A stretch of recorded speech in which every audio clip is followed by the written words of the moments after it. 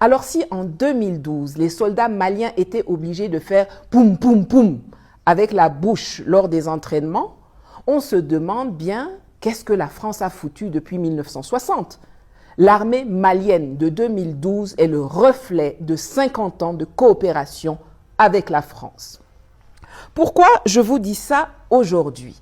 Eh bien parce qu'il y a quelques jours, la France, à travers son ambassade à Libreville, a offert 5 vélos à la police gabonaise. 5 vélos, vous avez bien entendu.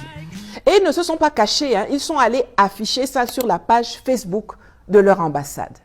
L'an dernier, la France avait offert une pirogue pneumatique à la marine camerounaise.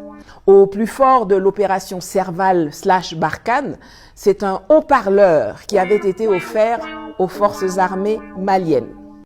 En 2020, c'est un tas de ferraille semblant sorti de la Deuxième Guerre mondiale ou d'une bande dessinée, un aéronef de tourisme ultra-léger qui a été remis sous nos yeux écarquillés au Burkina de Roch-Kaboré.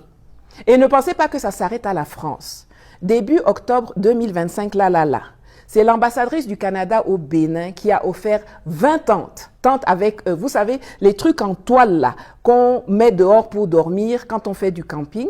Elle a offert ça à l'armée béninoise et c'est tout un chef d'état-major qui s'est rendu disponible pour réceptionner le don qui, selon l'ambassadrice Tina Guthrie, je la cite, illustre la solidarité entre le Canada et le Bénin face à la menace terroriste grandissante au Sahel. Fin de citation. Ça ne s'invente pas.